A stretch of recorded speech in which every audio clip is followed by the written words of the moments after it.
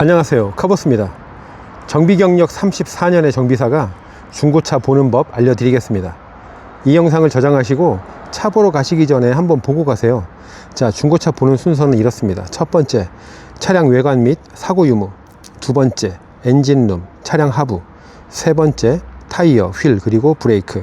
네 번째, 실내 전기장치. 다섯 번째, 서비스 히스토리 그리고 서류. 여섯 번째, 테스트 드라이브. 자, 첫 번째로 차량 외관 및 사고 유무입니다. 지금 보시다시피 본넷과 이 오른쪽 패널 사이의 간격을 반대편과 비교해 봅니다. 만약에 한쪽으로 간격이 치우쳐져 있거나 또는 선이 잘 맞지 않는다면 사고를 의심해 볼 수 있죠. 차를 한 바퀴 삥 돌면서 좌우를 앞뒤로 비교해 보시면 됩니다. 두 번째는 칠 날림인데요. 도어를 열어서 이 안쪽에 있는 패널을 한번 만져보시는 거예요. 만약에 칠을 과거에 부분 도색이라도 했던 이력이 있는 차들은 이런 안쪽 페인트가 손으로 만졌을 때 마치 모래처럼 거칠거칠한 느낌이 날 수 있습니다. 이렇게 안쪽 패널을 만져보시는 겁니다. 자, 다음으로 이 차에 보면 플라스틱 클립들이 참 많은데요. 이런 플라스틱으로 클립들이 많습니다. 만약에 사고 수리든 어떤 작업이든 이유로 이 클립들을 떼었다 붙이게 되면 흔적들이 남게 되어 있습니다. 이제 플라스틱이다 보니까 좀 파손이 되거나 찌그러지거나 또 이제 사라지는 경우도 있죠. 없는 것도 구멍만 있고. 자, 여기도 보시면 트렁크에도 이런 플라스틱으로 된 클립들을 확인합니다. 이 클립이 손상되었다고 해서 무조건 사고차다라고 단정 지을 수는 없지만 짐작해 볼 수 있는 겁니다. 이런 플라스틱 클립들을. 그리고 세 번째로 이제 후드나 트렁크나 도어 쪽에 보면 이 테두리에 실리콘 마감이 되어 있는데요. 이 실리콘 마감이 공장에서 생산될 때는 기계가 실리콘을 처리하기 때문에 깔끔하게 떨어집니다. 그런데 이제 아무래도 이제 사고 수리하면서 교환 작업을 하게 되면 작업자가 여기다 실리콘을 쏘게 되어 있는데요. 아무래도 사람이 쏘게 되면은 이렇게 완벽하지가 않습니다. 끝이 이렇게 완벽하게 깔끔하게 떨어지질 않아요. 그리고 또 하나는 이 실리콘을 이렇게 손톱으로 눌러보는 겁니다. 눌러봤을 때 이 차는 2008년식인데요. 굉장히 단단합니다. 그런데 사고 수리했던 차들은 이 실리콘이 아무래도 손톱으로 누르면 약간 이렇게 들어가는 그런 느낌이 있을 수 있습니다. 본넷에도 실리콘 마감이 되어 있고요. 이렇게 손톱으로 눌러보시면 됩니다. 도어에도 물론 있습니다. 이렇게 실리콘 마감 상태를 확인합니다. 트렁크에도 실리콘으로 마감이 되어 있습니다. 이렇게 트렁크 스페어 타이어 있는 부분도 들어 올리면 이렇게 안쪽에 이렇게 마감 실리콘 작업한 것을 확인해 보시면 돼요. 다음으로 이 뒷도어 웨더 스트립을 열어보는데요. 가드 같은 경우는 볼트로 조립되어 있기 때문에 볼트를 풀었다가 새 걸로 조립할 수 있어요. 자, 그런데 이 뒷부분 여기는 차체입니다. 여기에 만약에 이제 밀려 들어가서 사고가 나서 교환을 하게 되면 보통 이런 부분을 잘라서 용접하게 되어 있습니다. 그렇기 때문에 이렇게 웨더 스트립을 열어서 이 스폿 용접된 상태를 보는데요. 이렇게 깔끔하게 용접이 되어 있는 건 공장에서 기계가 로봇이 용접한 거죠. 근데 이제 사람이 용접을 하게 되면 아무래도 여기가 좀 지저분하게 처리가 되는 경우가 있습니다. 자, 이렇게 보시면 용접된 것이 아주 깔끔하게 떨어져 있습니다. 후드를 열어보시면 스티커들이 붙어 있는데요. 이런 스티커들이 만약에 이 후드를 교환하게 되면 이 스티커를 떼어서 옮겨 붙이는 과정에서 손상이 됩니다. 어떨 때는 아예 옮겨 붙이지 않는 경우도 있어요. 그러면은 스티커가 아예 없으면 이 후드를 한번 교환했던 경력이 있다라고 생각할 수 있는 거죠. 그리고 가끔 보면 이 차대번호 있는 이 스티커도 손상되어 있는 경우들도 있습니다. 이런 스티커들이 스크래치가 나거나 옮겨 붙인 흔적이 있다면 사고 수리를 의심해 볼 수 있는 거죠. 두 번째로 엔진룸을 검사합니다. 여기 보시면 노란색 엔진 오일 딥스틱입니다. 딥스틱을 열어서 빼서 걸레로 닦은 뒤에 쓸어 넣어줍니다. 이렇게 보시면 엔진 오일 양이 아주 정확하게 있습니다. 색깔도 약간 투명한 빛이 돌고요. 엔진 오일을 이렇게 교환하신 지가 얼마 오래 안 된 것 같습니다. 냄새도 한번 맡아봅니다. 냄새를 맡아봐서 만약에 휘발유 냄새가 좀 많이 섞여 있다 그러면 엔진 오일 교환한 지가 굉장히 오래됐다는 뜻입니다. 자, 여기는 냉각수입니다. 이게 라디에이터 캡인데요. 이 엔진은 지금 뜨겁지 않으니까 제가 열어볼 건데, 엔진이 너무 뜨거우면은 열지 마시거나 아주 조심스럽게 여셔야 됩니다. 자, 이 차는 냉각수 색깔이 빨간색인데요, 냉각수 색깔이 투명한 느낌이 들 정도로 깨끗해야 됩니다. 냄새도 한번 맡아보세요. 냄새가 퀴퀴하거나 배기가스 냄새가 난다거나 또 혹은 녹물이 있을 때도 있어요. 녹이 슬어 가지고 이 캡이 완전히 녹이 슬어서 녹물이 보일 때도 있습니다. 그 얘기는 엔진 내부에 문제가 생겼다는 얘기죠. 과거에 반복적인 과열이 있었거나 가스캔류의 어떤 문제를 의심할 수 있습니다. 이 라디에이터 호스인데요, 지금 이제 아래쪽에 있는 호스와 이건 위에 있는 호스입니다. 이 호스 외에도 이제 작은 호스들도 있어요. 이 호스를 왜 검사하냐면, 만약에 냉각수에 엔진 오일이 섞이는 그런 어떤 엔진 내부에 고장이 있게 되면 엔진 오일이 냉각수 호스를 화학적으로 데미지를 입힙니다. 그래서 이렇게 배가 불러 오르거나 너무 말랑말랑해지는 이제 고장이 생길 수 있어요. 그러면은 주행 중에 언제 호스가 터질지 모르니까 마치 시한폭탄 같은 거죠. 그리고 엔진 오일이 새는 부분이 있는지 뭐 아주 자세히 보기는 힘든데요. 그래서 이제 위에서 볼 수 있는 데는 한번 봐줍니다. 냉각수는 새게 되면 흔적을 남기긴 하는데, 이 차를 이제 리프트에 들어 올리지 않고 냉각수 누수 여부를 검사하는 거는 한계가 있습니다.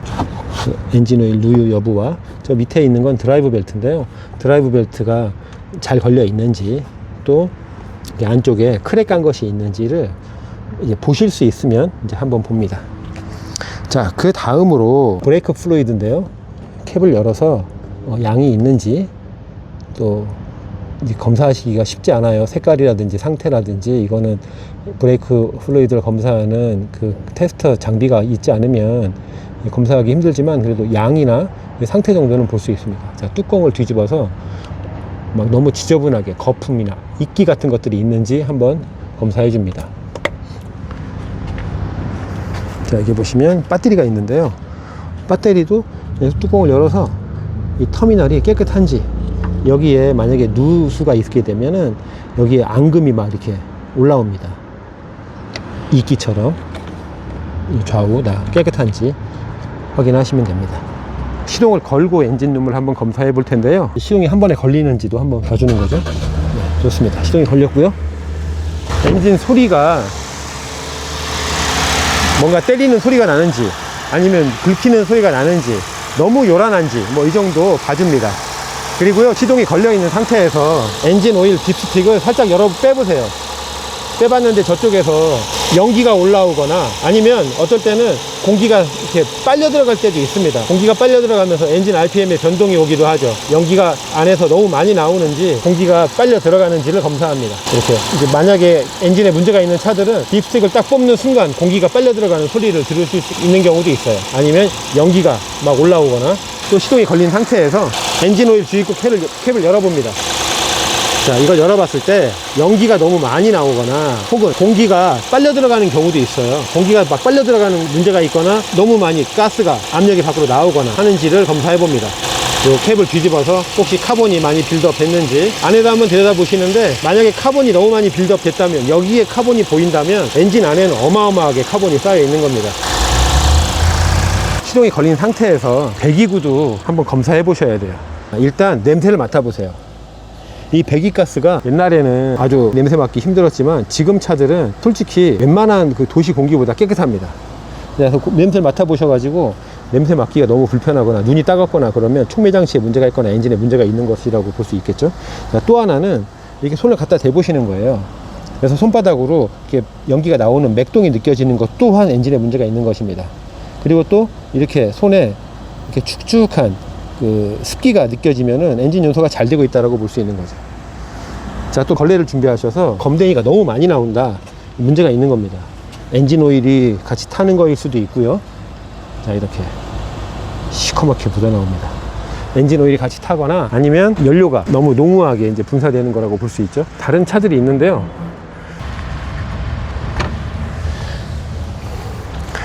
자, 옆에 이 차는 마찌다인데요, 마찌다도 닦아봅니다. 자, 이렇게 검댕이가 묻어 나오질 않습니다.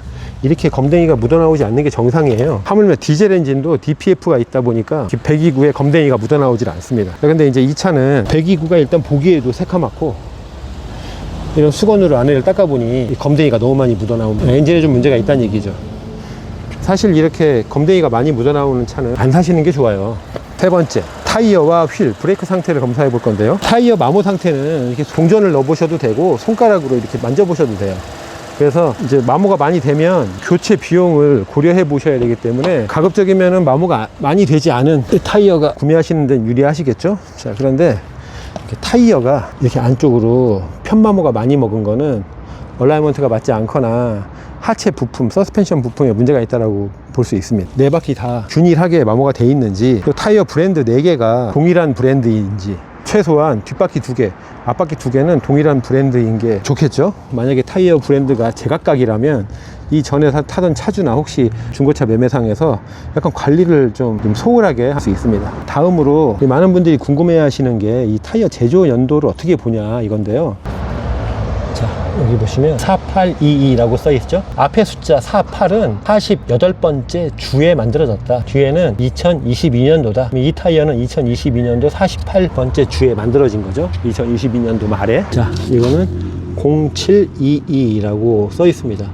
그러면은 7번째 주, 2022년도에 만들어졌다는 거죠. 그래서 네 바퀴가 브랜드가 가급적이면 동일한 타가 관리가 좀 잘 됐다는 뜻이겠죠. 그래서 타이어는 정상적인 경우에도 바깥쪽으로 약간 더 마모되는 게 정상이에요. 근데 이 차처럼 안쪽으로 마모가 됐다면은 이제 문제가 있다라고 판단하시면 됩니다. 그 다음으로 이제 알루미늄 휠 상태를 볼 건데요. 이 휠 상태가 너무 지저분한 차들은 전 차주가 차를 좀 험하게 몰았다는 뜻이 될 수 있습니다. 그리고 저는 개인적으로 알루미늄 휠이 있는 차를 선호하는데요. 휠이 스틸 휠, 보통 깡통 휠이라고 하는데 스틸 휠이 적용된 차들은 데일 옵션이 없는 차입니다. 최소한 알루미늄 휠이 장착된 차들은 옵션이 약간 상위 옵션이란 얘기겠죠. 그리고 이제 브레이크 패드와 디스크 상태를 보는데 디스크 상태가 이렇게 반짝반짝 거리지 않고 갈라지거나 아니면은 파손된 것이 보이거나 또 너무 녹이 심하게 이제 쓸어 있거나 브레이크 패드가 얼마큼 남았는지 혹시 보실 수 있으면 보세요.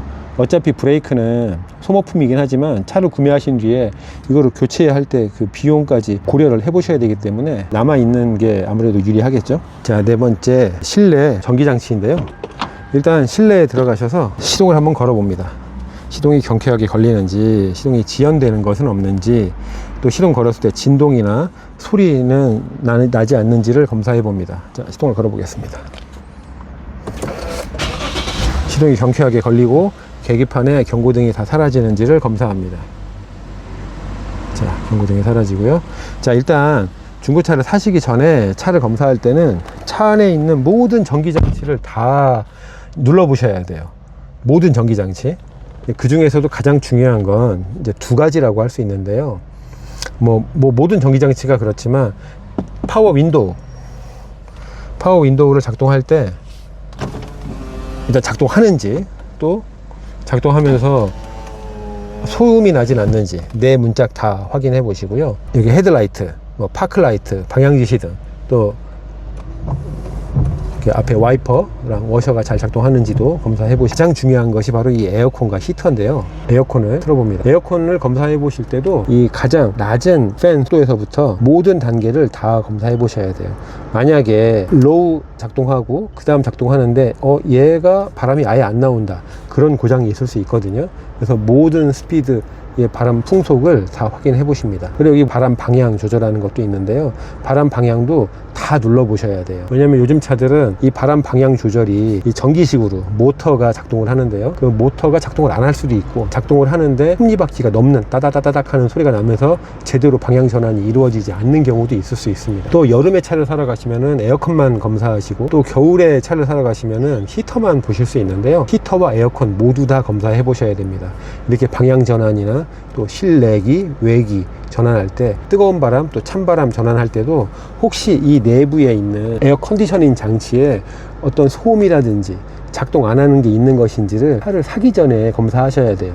왜냐면은 이 내부에서 모터나 기어가 문제가 생기면 이게 작업 시간과 비용이 굉장히 많이 들어가는 그 작업이 발생할 수 있습니다. 자, 그 다음으로 썬루프인데요. 썬루프가 없는 차는 상관없는데, 썬루프가 있는 차는 썬루프를 잘 작동하는지를 반드시 검사해 보셔야 됩니다. 잘 닫히는지, 잘 열리는지. 이 썬루프에는 배수 장치가 되어 있는데요, 비가 오거나 그러면 빗물이 실내로 들어오지 않고 바깥으로 배출되게끔 배수 장치가 되어 있습니다. 이 배수 장치가 만약에 낙엽이나 먼지, 흙 같은 걸로 막히게 되면 비가 오는 날 빗물이 빠지지 않고 실내로 누수되는 경우가 있어요.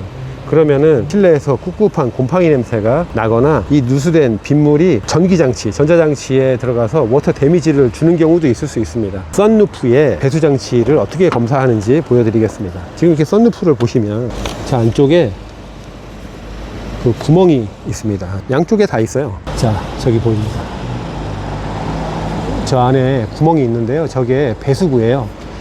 어떻게 검사하느냐, 여기에다가 물을 부어보면 압니다.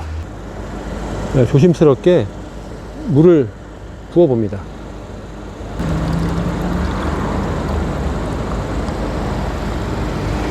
밑으로 물이 빠지는지 봅니다. 물이 빠지고 있죠? 만약에 물을 부었는데 이렇게 차체 밖으로 물이 빠져나오지 않는다면 실내로 누수가 되는 겁니다. 반대편도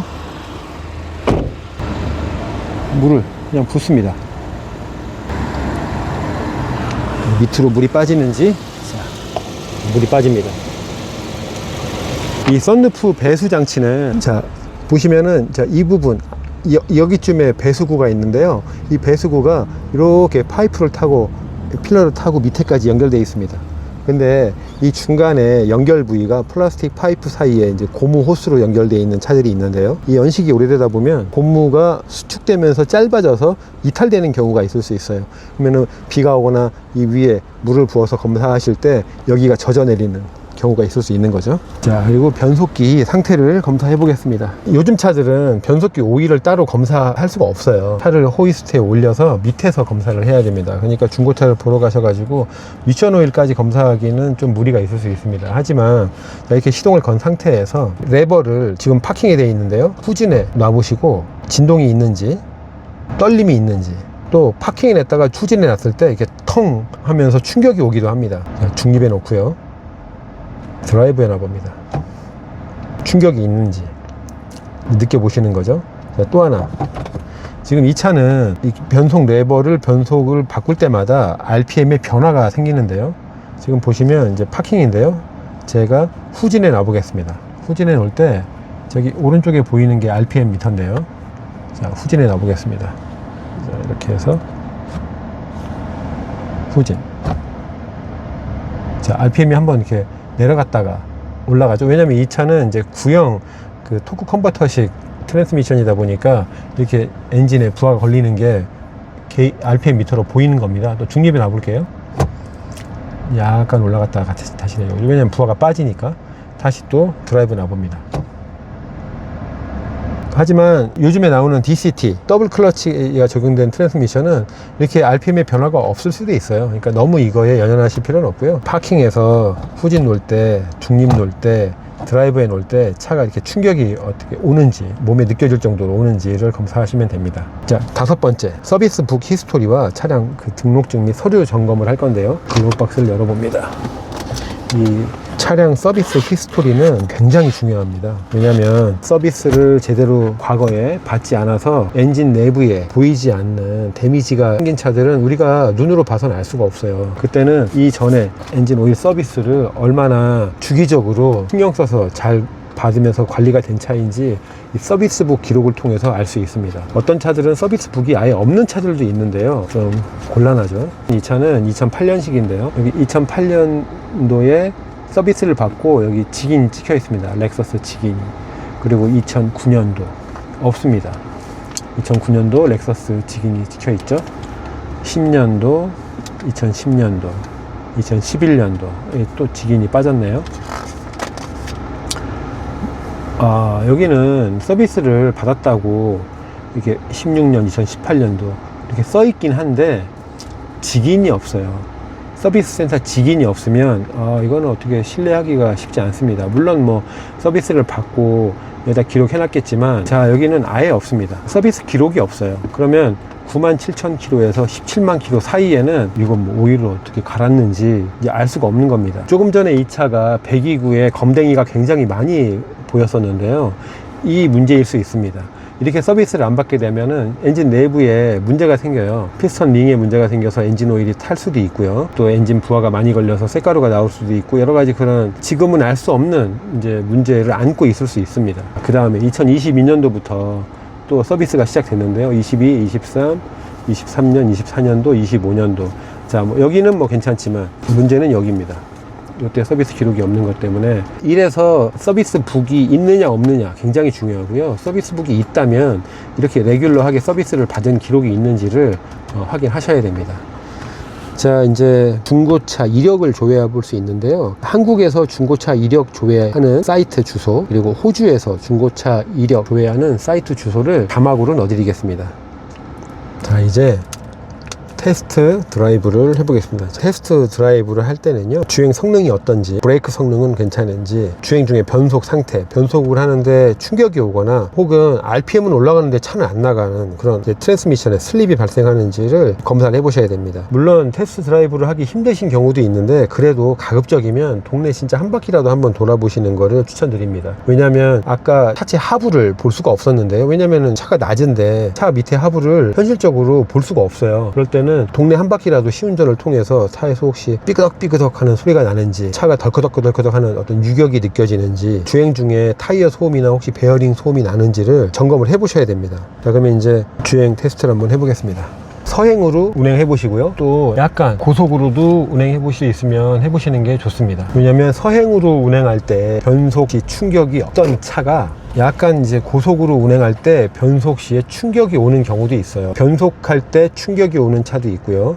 또 감속할 때 충격이 오는 차도 있는데, 변속할 때 충격이 온다고 해서 무조건 트랜스미션 문제다 라고도 볼 수 없는 게, 엔진 출력이 어떤 이유로 떨어지면 변속 시에 변속 시기가 너무 늦어지는 그런 현상이 발생할 수도 있습니다. 왜냐하면 엔진 출력이 너무 떨어지면, 엔진 출력이 너무 떨어진 상태에서 변속을 정상적으로 하게 되면 엔진에 과부하가 걸리기 때문에 변속 시점이 늦어지는 현상이 나타날 수 있는 거죠. 예를 들면 흡입 공기량 센서가 잘못돼서 흡입 공기량을 계측을 잘못해 가지고 엔진 출력이 이제 떨어질 경우에 변속 충격이 늦어지면서 올 수도 있고요. 또 연료 펌프 압력이 낮아져서 엔진 출력이 떨어져요. 그래서 변속의 어떤 시점이 달라지거나 변속 충격이 오는 경우도 있을 수 있습니다. 그래서 이렇게 중고차를 보러 오실 때 스캐너를 가지고 다니시는 분들도 있는데요. 스캐너가 성능이 좋은 스캐너면 많은 고장들을 밝혀낼 수 있겠지만, 시중에서 파는 성능이 높지 않은 그런 스캐너들은 그냥 그저 단순히 엔진 고장 코드 정도만을 스캔할 수 있기 때문에 뭐 없는 것보다 낫겠죠.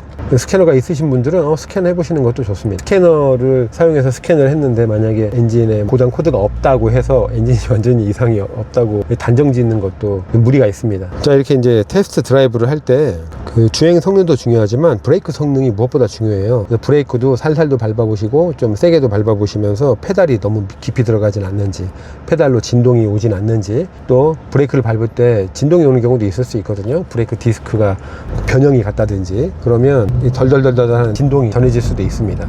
앞으로 더 재밌고 유익한 영상을 많이 기획해서 보여드릴 계획입니다. 영상 저장해 놓으시고 구독과 좋아요 눌러주세요. 감사합니다.